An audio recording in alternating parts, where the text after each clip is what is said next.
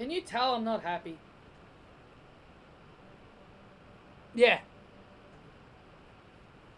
I'm not happy.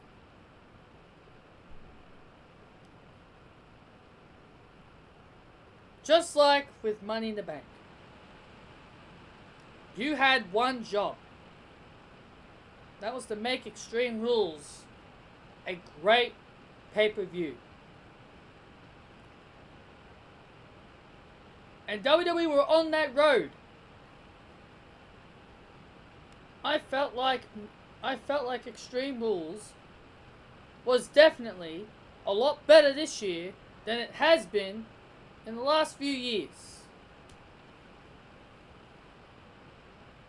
And you go ahead and give us the image of Brock Lesnar winning the Universal Championship for a third time. This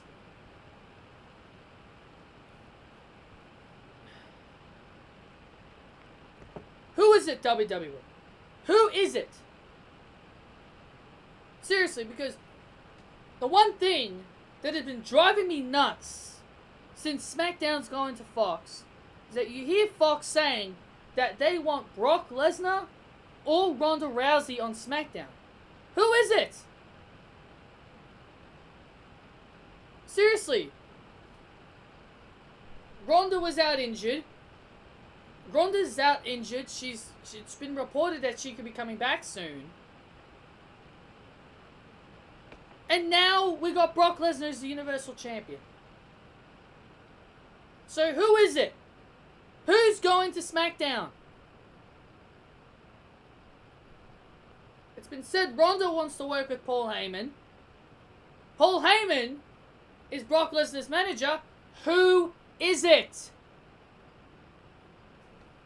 It doesn't matter anymore. WWE, they are bullshitting. They're not going to give Fox any of those two.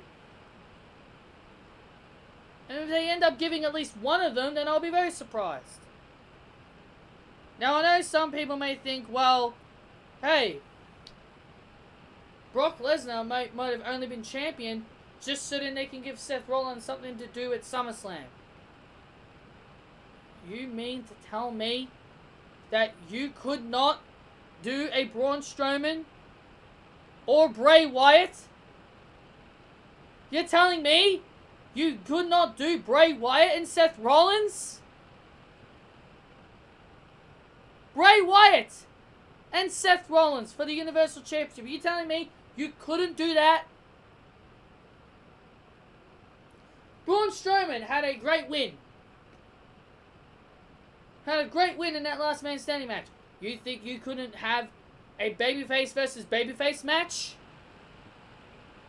You could have done anything besides Brock Lesnar.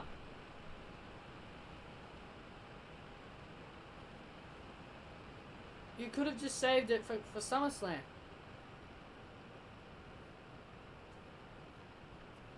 Everyone was speculating. Who was Brock going to cash in on? I had a feeling it was going to be Seth Rollins he was going to cash in on. But everybody else was diving in the other end of the pool. They were thinking Kofi. Because of the whole SmackDown rumors that Fox Sports wanted him. Brock Lesnar did this to get revenge on Seth Rollins. From the time when Seth Rollins had the Money in the Bank.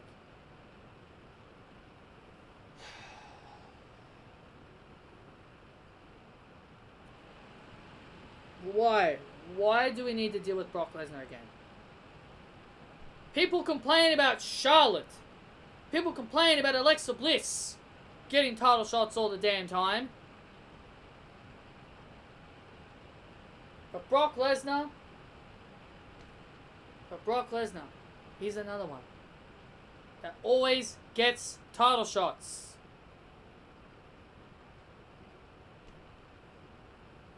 I'm sick of it, man. I'm so sick I'm so sick of Brock Lesnar.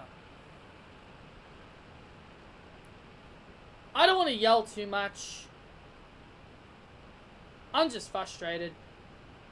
I don't want to yell too much. But anyway, let's go over the results. I didn't watch the pre-show. I only watched to see the Nakamura-Bella match. Because apparently they got placed on the pre-show. Why?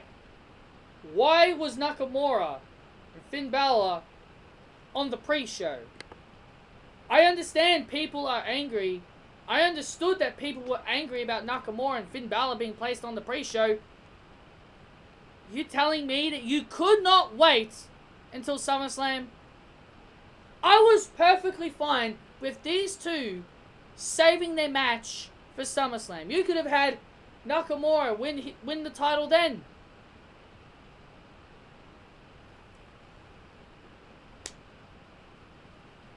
But at the end of the day, man, I'm happy. At the end of the day, I was happy. Nakamura is now the Intercontinental Champion. This was definitely one title I wanted to see Nakamura hold. And no, they did not give him the title of fears of him going to AEW. Because I know that will be the one excuse everybody will make.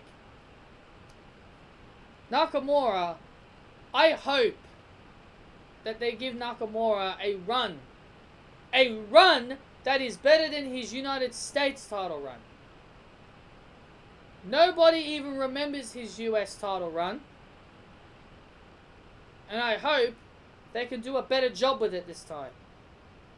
So the other pre-show match was Drew Gulak and Tony Nese. This one was very predictable. Drew Gulak is from Philadelphia. And Drew Gulak got the win. So the show started off, surprisingly, with The Undertaker and Roman Reigns versus Shane McMahon and Drew McIntyre. This was the one match I was very surprised with being the opening match. I did not think this match was going to be the opening match. I did not expect it. I was expecting it to be around, close to the bottom, close to the end of the show.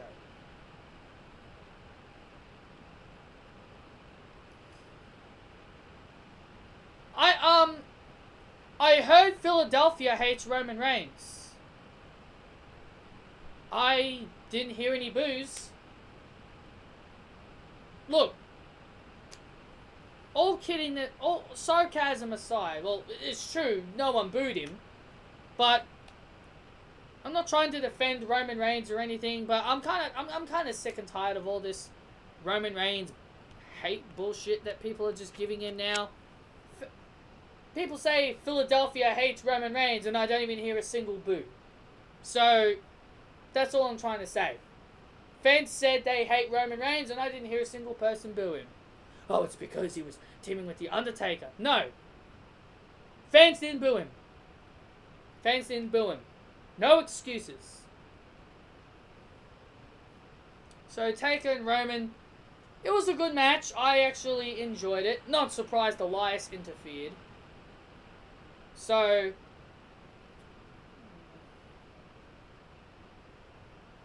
and Undertaker and Roman Reigns, they got the win here. Right team won. Hey, is Shane McMahon going to become WWE champion at a SummerSlam? I don't think so. Is Shane McMahon being built up to look like a contender for the WWE championship? I don't think so. Done. Done. People that read every news article need to understand. You need to take it with a pinch of salt. There is no way Shane McMahon is getting a title shot for the WWE Championship after this. You can't get tombstoned by The Undertaker and get a WWE title match. Shane McMahon's going on to face Kevin Owens at SummerSlam. That's where that's the logical way to do it. And if Kevin Owens wins, Shane McMahon leaves. That's how they need to do it. So there you go, guys. Shane McMahon is not becoming WWE champion. The Revival defended their Raw Tag Team titles against the Usos. I really didn't care for this. I didn't care for this match. And the Revival got the win. So what are they going to do for SummerSlam? Are they going to... What I think they're going to do is that I think they'll probably do the Revival versus Luke Gallows and Carl Anderson. That is what I think they're heading down. I think that is the road they're heading down. Because after what we saw tonight, I would not be surprised about that. Next we had Aleister Black taking on Cesaro. And I enjoyed this match. I said this is a good match. I said this was a perfect match for Aleister Black. And everybody wanted Randy Orton. This was a great match. Aleister Black and Cesaro. This was a great match. I'm happy. I was happy with this match because I may complain, but I'm not going to... I may complain, but this was a good first match for Aleister Black. Do Randy Orton at SummerSlam. That's the thing I want to see them do. Will they do it? Probably not, but we'll see. Bayley in a 2-on-1 handicap match against Nikki Cross and Alexa Bliss. Two things I'm happy about this. Two reasons why I'm happy about this. One, there was no heel turn from either Nikki Cross and Alexa Bliss, even though I predicted Nikki Cross to turn heel. B, no Sasha Banks. Because the two things that I said in my predictions that I was expecting to happen didn't happen. That's why I'm happy about this. Because when you make your predictions and if your prediction comes true, you're just like, well, I know this company so well. Like, you know this company so well, you would have expected it. So no Sasha Banks and no heel turn from either Alexa or Cross. So I'm pleased with that. Did I care about the match? Not really. I love Alexa. Think she's a great performer. I just don't want to see her compete for titles that she really shouldn't be competing for. She's on Raw. There's no reason for her to be challenging for a SmackDown title. So I'd just have Nikki Cross and Alexa Bliss. I'd have them turn babyface and challenge the Iconics. I'd have them turn babyface and they take on the Iconics for the women's tag team titles. I know. Kabachkai Warriors are feuding with the Iconics. Do we really care though? Do you really care though? How much faith do you have in WWE that they're actually going to give the titles to Asuka and Kairi? How much faith do you have? If you've got a lot of faith, you're crazy. But listen, all jokes aside, I think Cross and Bliss should challenge for the women's tag team titles. What if it is the Iconics or if it's Asuka and Kairi? I think they should be going for the tag team titles. There's no reason for them to be floundering around trying to win a title that they have no business challenging for.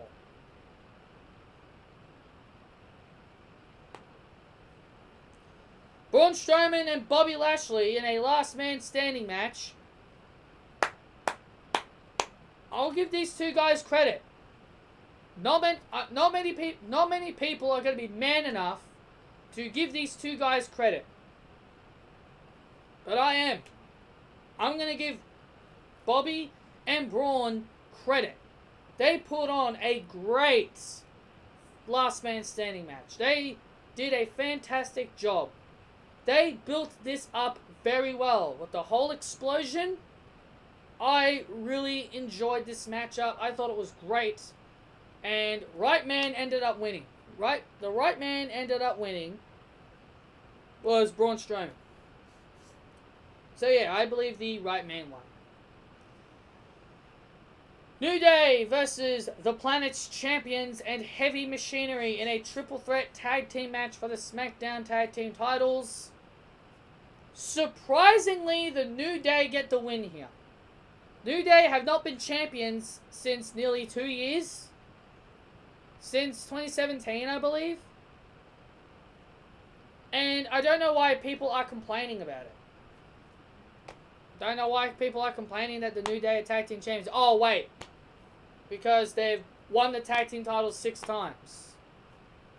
Oh, but if this was the Young Bucks winning 6 titles so quickly, fans would like it. Oh, I just took a shot. I just took a shot at AEW. What are you going to do?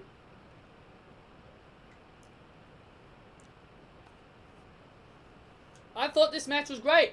This was a great tag team match. And the New Day won. New Day are now 6-time tag team champions. I mean, come on, guys. Why? Come on, guys. Kofi Kingston won the WWE Championship. Why are you guys not surprised that Big E and Xavier Woods are now tag team champions? Just don't get why you people are so surprised. You guys should have expected this. New Day is now the most dominant team. New Day has now become the most dominant faction in WWE. They've got titles. Undisputed Era, Adam Cole. New Day beat you to it. New Day beat you to it. You wanted to be draped in gold? New Day beat you to it. New Day beat you to it. AJ Styles takes on Ricochet for the United States Championship. I thought this match was... I thought this was another great match. Wasn't a fan of the outside interferences from Luke Gallows and Kyle Anderson, though. And in the end, AJ Styles shockingly got the win. Now, I love AJ Styles, but I am not a fan of this.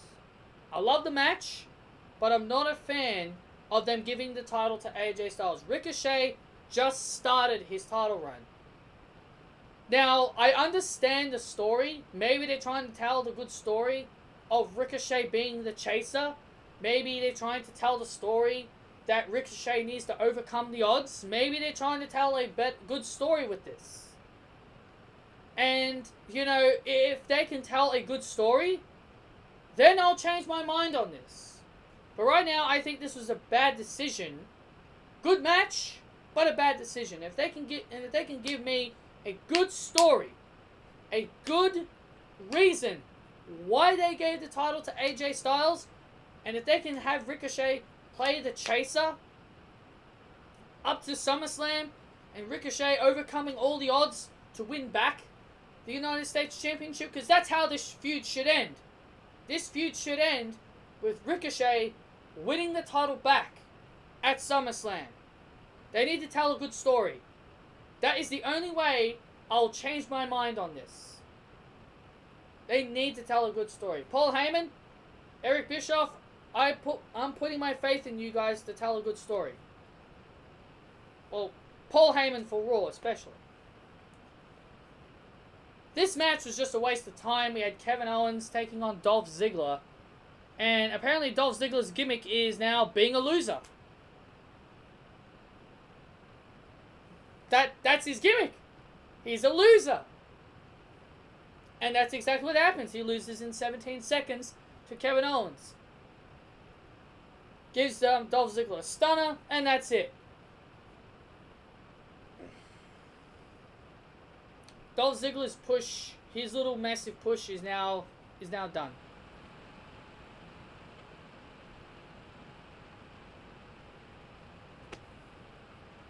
Kevin Owens came on the microphone, and this is why I'm telling you guys it's gonna be Kevin Owens and Shane McMahon at SummerSlam. He continued to talk down Shane McMahon, how he was taking up TV time from other wrestlers. And bloody Corey Graves, man. I could not stand Corey Graves.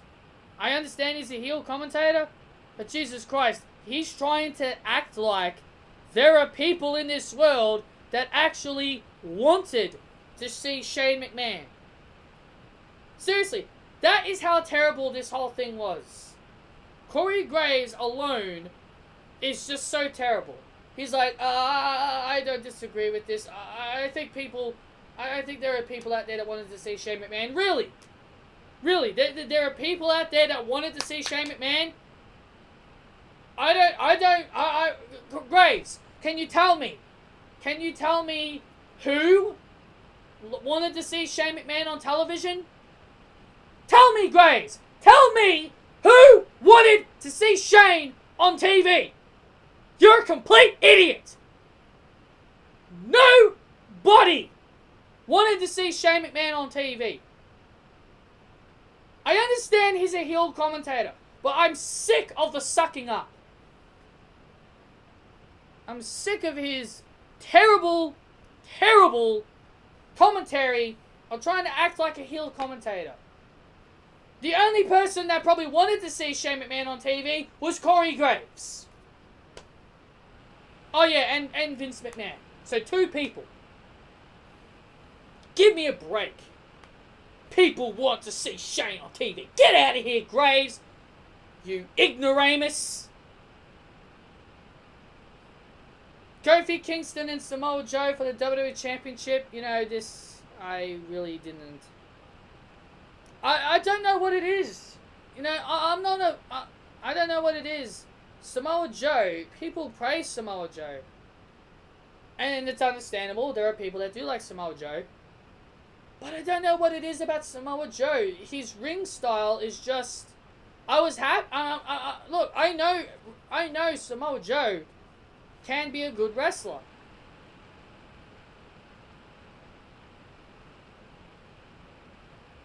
But I just don't understand it. I just don't know what it was. This match was really bad. Kofi Kingston got the win here, which was not surprising. People expected this. So who are you going to have Kofi Kingston drop the title to? It's definitely not going to be Shane McMahon. Who are you going to have him drop the title to? If I had to pick one person, I'd pick Randy Orton. I know I said I wanted to see Randy Orton and Aleister Black at SummerSlam. But if they can't put them on SummerSlam, just do Randy Orton and Kofi Kingston. Who else is there logical? Who else could you do? You could do Finn Balor maybe? Well, he's probably going to get his rematch. I know there's no rematch. I know there's no more rematches, but you know WWE, they're inconvenient.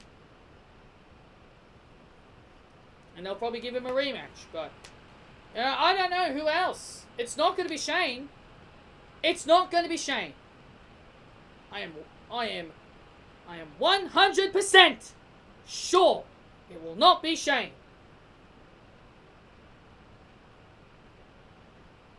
We'll just have to wait and see.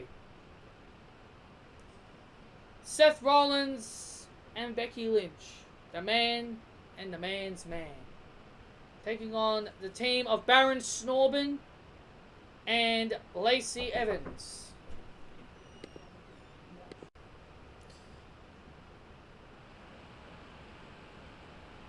Now, there's this one point in the match that I want to talk about real quick. I do not get... Now, this is not a shot at the fan base, because I'm pretty sure the fans are smart enough to know this. But I heard this on commentary, and to me, the commentary was so awful from this one specific moment, I almost wanted to pull my hair out. Right? This, what is this match called? It is called a last chance, winner takes all, Extreme Rules match plus the mixed tag team added to it. So what am I trying to say here? There was a moment where Baron Corbin delivered an end of days to Becky Lynch. And you hear the commentators going, "Oh, Baron Corbin should not have done that. That was uncalled for." How is that uncalled for? It's an Extreme Rules match. No disqualifications. There are no disqualifications in these matches. Why are the commentators complaining about this? I had no issues with this.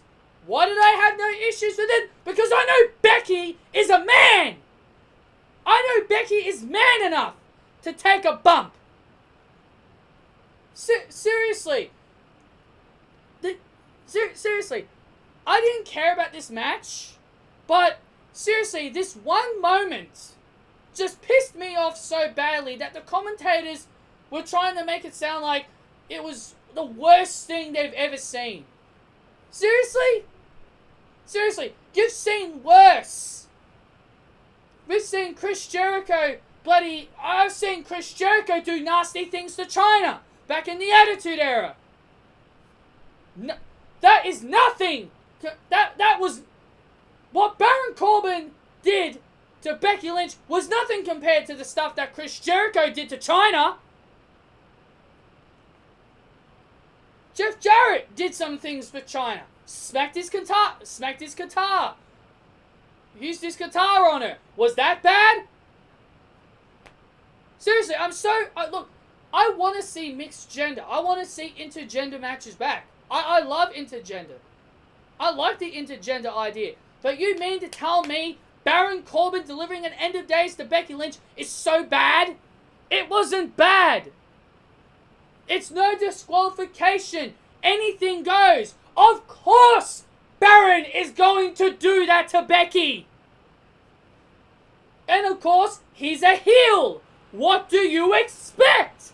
He's a heel. What did you expect him to do? Oh, God. Oh, God. This one moment alone just made me want to just scream because of how bad the commentators were selling it. It's Extreme Rules. No disqualifications. Of course Corbin's allowed to do it. I am sick of this nonsense, man. Lacey Evans ended up fleeing the match. She ended up giving up. She stayed outside the ring, didn't bother to come back in and save Baron Corbin. Seth Rollins did 3 curve stomps to Baron Corbin because Baron Corbin gave Becky Lynch the end of days. And then that's when Brock Lesnar came out and cashed in his briefcase after he successfully defeated Baron Corbin. And that's when Brock Lesnar came out, cashed in his case, and became a 3-time Universal Champion. I already talked about the Brock Lesnar stuff. I'm not going to go over it again. But anyway, guys, that is all I've got for you guys here on this Extreme Rules pay-per-view review. I hope you guys enjoyed it. Hit that thumbs up if you guys did enjoy. Comment your thoughts down below. Overall, I thought Extreme Rules was actually pretty solid. I'm going to give it a 7 out of 10. I hope you guys enjoyed, and I'll see you all in the future. And I'll see you guys all down the road for my Raw review and SmackDown reviews. See you then, guys.